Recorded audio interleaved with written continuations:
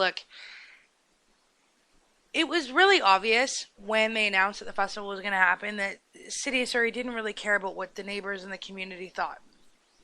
I don't particularly like it. I live a quarter mile away and I could hear the music last night.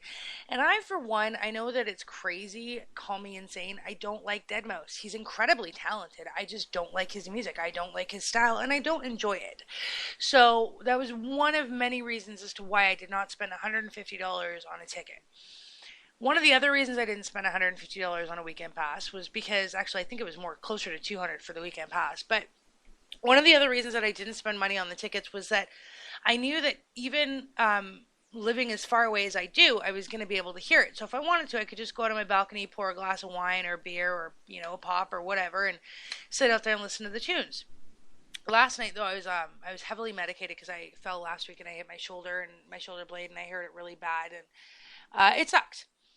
So I threw out there that, it was obvious City Hall didn't really care what we, the citizens of Surrey, think because they're going to do what they're going to do anyways. They spent all this money on the millions and millions of dollars on the stupid vote to find out whether or not we wanted more transit or C-Rail or whatever the hell it's called here in Surrey. We all voted no, and Linda Hebner came out and said, you know what, we're going to do it anyways. What was the point in spending all that money then, right? Which is what I came out on Twitter and said. And next thing you know, I'm getting told that Linda Hepner is a drunk. I'm actually, on behalf of Linda Hepner and the people of City Hall, really offended by that. I don't like Linda Hepner as our mayor. As a human being, I don't know her, so I have no opinion one way or the other. As the mayor, I'm not too impressed with her. But I highly, highly am offended that somebody would use any kind of rumor similar to this person's a drunk to discredit somebody. Whether it's true or not is not the point. I don't think Linda Hepner is very smart. And I don't think that she's very bright. And I don't think that she's necessarily got the tools and the skills to be the mayor of Surrey, British Columbia, or any city for that matter. But to come out and accuse somebody of having an addiction issue is really harsh, really horrible, and downright cruel. Hypothetically speaking, if she does have an addiction issue, that's something for Linda Hepner and the city council and her family to deal with. That's not something that needs to be public for everybody, I think. That's a really personal issue, and it's something that, if she is an alcoholic, then yes, she is accountable to the city of Surrey and to the people of Surrey. But to make that accusation without any proof, she's not accountable to anybody. She's the mayor of our town. And as such, even if we don't like her and even if we don't agree with her standpoint, we still have to show her some semblance of respect because it's the right thing to do. She's still a human being. I don't call people drunks or addicts. I don't like the way that it sounds. I don't like the connotation. I don't think that it is our place to turn around and point out somebody's addiction issues, if they have them, if they do indeed have them. And I'm not saying that she does. But I think that it's irresponsible of anybody to come out and say, so-and-so's a drunk, so-and-so's a drug addict, without proof. I think if that is the actual case, that's something that the city of Surrey and the employees of need to investigate. But to come out on Twitter and accuse Linda Hepner, Miss Hepner, I should say, rather, Miss Mayor, of being a drunk, I personally find to be very disrespectful. And I think that it crosses a line. Is she smart? Not really. She's not very brilliant. The decisions that she's made are not very effective. They're not very positive, and I don't think that they're made with the best amount of information. But that being said, I'm not in her office and I'm not on her team. I'm only seeing the result of decisions that are made well after the fact. I don't know how these decisions are being made. I don't know whose decision it was to throw an EDM festival in a park surrounded by families and young children. I don't know who thought that was going to be a bright idea. It wasn't. But you know what? It's 3 days and people are having fun. That's okay. I wasn't too impressed with it last night and I'm not too impressed with it tonight. But I will say that the noise level has gone down. So I appreciate that. Clearly, they have been listening to the neighbors, and so thank you guys for that. That's great. But I strongly urge you when you're criticizing somebody, guys, watch what you say and how you say it. Because to go out on Twitter and say Linda Hepner is drunk, eventually some hot-headed person is going to be like, well, we need to investigate this. And then you're going to pull somebody's life apart, and it may or may not be true. You have absolutely no proof. You have shown me no proof that this sweeping statement is true. And I'm the kind of person, I make a lot of sweeping statements, but I think that that's just crossing the line. Now, say that she's not actually drunk and you're accusing her of this. Again, you've pulled her life apart for no reason whatsoever. That's a serious thing to accuse the city mayor of. It's a serious thing to accuse anybody of. And I think that we need to be careful about that. We are living in a society now where we say and do whatever the hell we want, regardless of the consequences, because, hey, somebody else is going to fix it later. That's not okay with me. And it shouldn't be okay with you. I've had people accuse me of things. I've been accused of being a pedophile. I've been accused of being a thief. I've been accused of all kinds of really horrible things, none of which are true. And I felt so guilty that people would think those things of me that I actually went to the police and I said, look, this is what's going on. And I had them do an investigation on me just to prove that I'm not what people were saying about me. Most people are not going to do that, but I'm not most people. I think that it's perfectly okay to criticize Linda Hepner. I think that it's perfectly okay to criticize City Hall. I actually have a friend, a really good friend, who's a counselor in City Hall, and I love her with all my heart and all my soul, and I think she's just one of the most amazing people in the world. We disagree completely politically. We do not agree on anything when it comes to politics. And I've said this before on the show. I've said it to her face. I've said it to my mom. I've said it to everybody I know. I don't agree with her politically.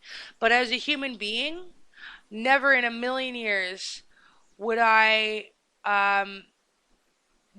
tear down somebody because I disagree with them. I think that is awful. I think that's what ended Occupy. That's exactly what ended the Occupy movement. It's exactly what ended Anonymous. I am very disappointed to see somebody who is incredibly smart and incredibly well-read trying to tear down another human being that way. I just think it's wrong. And I'm like the biggest bitch on the planet. I'll come at you. I don't give a fuck.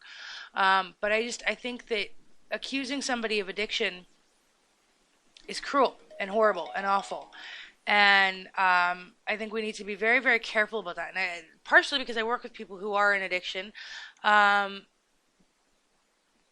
are so many loopholes, so many things that come along with being an addict that to baselessly accuse somebody of that could seriously cause more harm than good. So I urge you to be very careful with what you say and how you say it when it comes to criticizing anybody politically, because just because I don't like Linda Hepner doesn't mean I want to ruin her career. I might not want, I didn't vote for her, and I won't vote for her in the future, but I don't want to ruin her career. I would never, ever want to see her ruined by baseless accusations. I think that that's just cruel.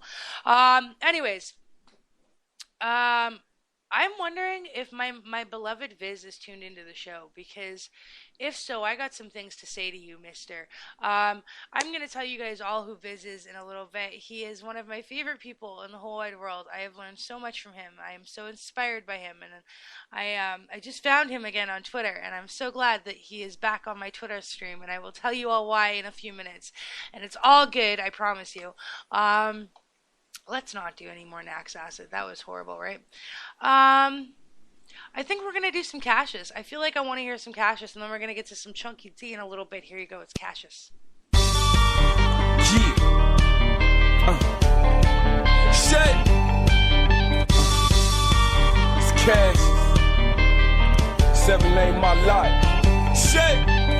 focusing on opening emotions that I hold within, surrounded by my inner demons, thinking I should roll with them. I don't wanna go to hell, I don't wanna go to jail, but I wanna kill a man. Maybe I should kill myself. I've been sitting contemplating suicidal situations. Now I'm placed in a position to revive a whole nation, and I'm spotting niggas hate. I'm just watching, being patient, praying for my own existence. Some say I'm a mental patient, drugs are taking over me, sorrow is controlling me. Follow my blind heart tomorrow on the coldest street. I've been crying for a week. Will this week, can I speak without somebody judging me, pushing me and shoving me? Mama, if you love me, you will really let me go.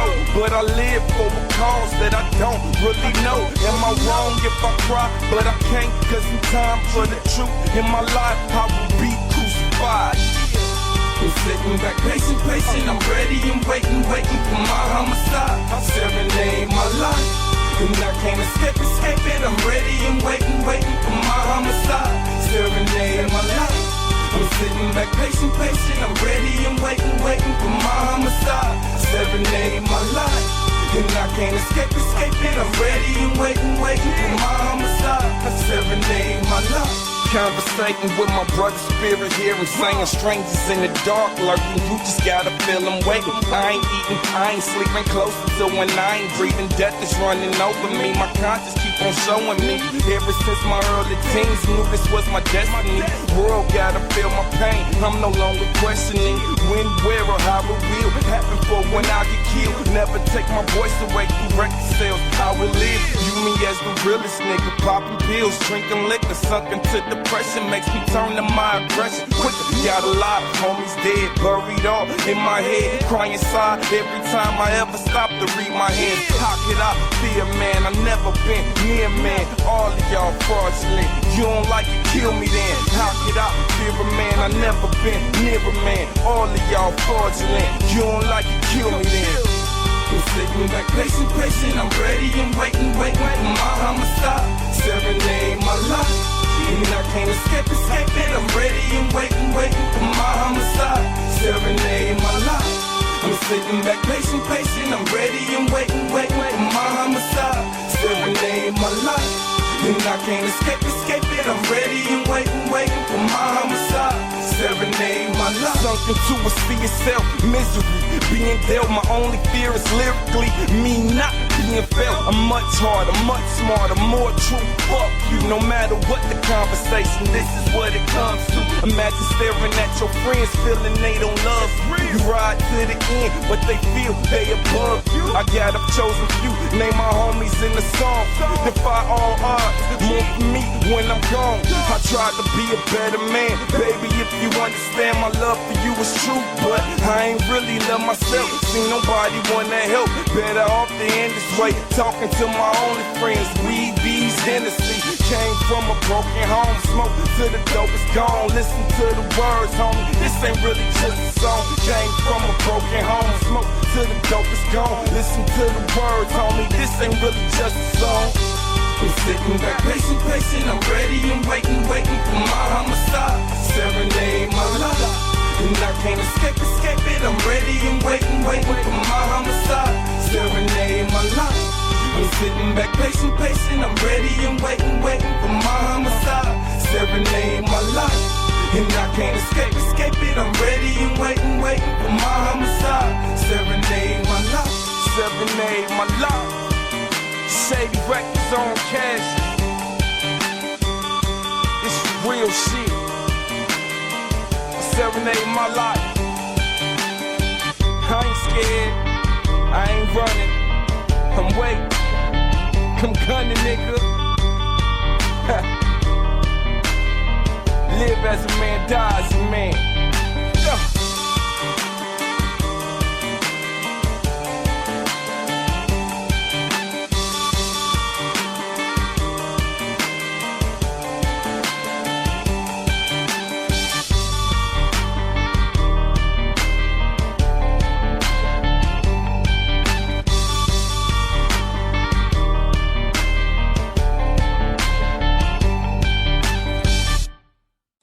Alright, we are you're back. So Jason Tosca says, don't have time to listen to the show now. Going out, you're a good person, but I'm blunt. Linda Hefner is a drunk. You know what? I'm gonna say it till the day I die. Prove it. Prove it. Because you are putting out there something that is really awful about a member of our